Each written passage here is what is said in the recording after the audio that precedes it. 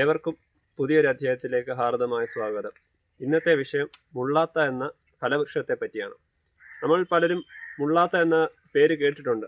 അതെന്ന് പറഞ്ഞു കഴിഞ്ഞാൽ ഈ ക്യാൻസറിന് പ്രതിരോധശേഷി കൂട്ടാൻ വേണ്ടി, ക്യാൻസറിനെതിരെ പ്രതിരോധശേഷി കൂട്ടാൻ വേണ്ടി കഴിക്കുന്ന ഒരു ഫലമായിട്ടാണ് ഈ മുള്ളാത്ത നമ്മുടെ ഇപ്പം പ്രചാരത്തിലുള്ളത്.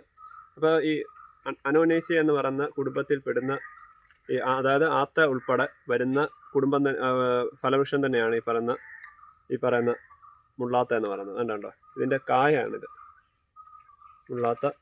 ഇത് ഏകദേശം ഒരു 3.5 വർഷം പഴക്കം, അതായത് 3.5 വർഷം പ്രായമുള്ള ഒരു വിത്തിട്ട് തന്നെ കിളിപ്പിച്ചതാണ്. ഇത് ഗ്രാഫ്റ്റോ ഒന്നും അതിൻ്റെ ആവശ്യമില്ല, ഇത് ഗ്രാഫ്റ്റിൻ്റെ ഒന്നും യാതൊരു ആവശ്യമില്ല. ഇതിനകത്ത് നിന്നുള്ള വിത്ത് എടുത്തിട്ട് നമ്മൾ നന്നായിട്ട്, ഇത് ഏകദേശം എന്താണ് കണ്ടോ, ഇപ്പം മഞ്ഞ കളറ് വന്നിട്ടുണ്ട്. ആ പരുവത്തിലാണ് ഇത് നമ്മൾ അകത്തേന്ന് വിളവെടുക്കേണ്ടത്. അത് ഏകദേശം ഇതിനകത്ത് നിറച്ച് വിത്തുകളാണ്.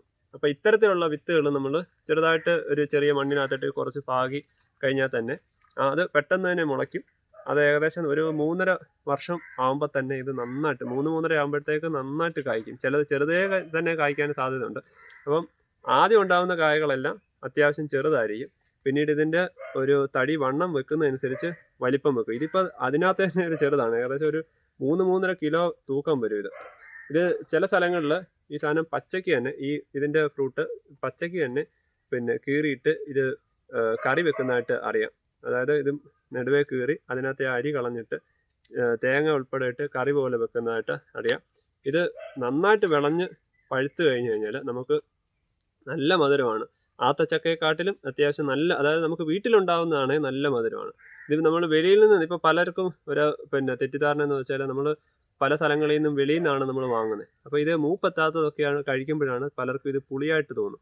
എന്നാൽ ഇതിൻ്റെ എന്ന് പറഞ്ഞു കഴിഞ്ഞാൽ അമിത മധുരമല്ല, എന്നാൽ ഒരു ചെറിയൊരു പുളിപ്പും ഉണ്ട്. അതോടെ ചേർത്ത് ഒരു പ്രത്യേക ഫ്ലേവറാണ്, മറ്റേ ആത്തയെക്കാട്ടിൽ പ്രത്യേക ഫ്ലേവറാണ് ഇത്.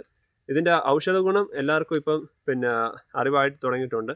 ഇത്തരത്തിലുള്ള ഒരു ഫലവൃക്ഷം നിങ്ങൾ ഉറപ്പായിട്ടും ഇത് എവിടുന്നേലും ഇതിൻ്റെ വിത്ത് കിട്ടുകയാണെങ്കിൽ നിങ്ങൾ ഇത് വാങ്ങി നട്ട് ഇതുണ്ടല്ലേ, ഇത് നന്നായിട്ട്, ഇത് മുള്ളെന്ന് പറഞ്ഞതുകൊണ്ട് ഇതിൻ്റെ പ്രത്യേകതയാണ് ഇങ്ങനെ ചെറിയ മുള്ളു പോലുണ്ട്. പക്ഷേ അത് നമ്മുടെ കയ്യിലൊന്നും കൊള്ളത്തില്ല. അതുകൊണ്ട് അത് ഇതിൻ്റെ ഓരോ മുള്ളിൻ്റെ അറ്റഭാഗം ഇങ്ങനെ അഗ്രഭാഗം ഇങ്ങനെ ചെറുതായിട്ട് ഇങ്ങനെ മടങ്ങിയിരിക്കുകയാണ്.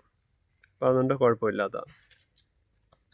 കണ്ടില്ലേ, മഞ്ഞ നിറം വീണേക്കുന്ന കണ്ടില്ലേ. അപ്പോൾ ഈ ഒരു ഫലവൃക്ഷം നിങ്ങൾ ഉറപ്പായിട്ടും നിങ്ങൾ വീട്ടിൽ നട്ട് വളർത്തണം. കാരണം ഇത് എളുപ്പത്തിൽ തന്നെ നമുക്ക് വിളവ് കിട്ടാൻ പറ്റുന്ന ഒരു ഫലവൃക്ഷം ഗുണത്തിൽപ്പെടുന്നതാണ് ഈ മുള്ളാത്ത. അപ്പോൾ എൻ്റെ ഈ ചാനൽ നിങ്ങൾക്ക് ഇഷ്ടപ്പെടുകയാണെങ്കിൽ ഒന്ന് ലൈക്ക് ചെയ്യുക, സഹായിക്കണം, സബ്സ്ക്രൈബ് ചെയ്യുക, ഷെയർ ചെയ്യുക. Thank you.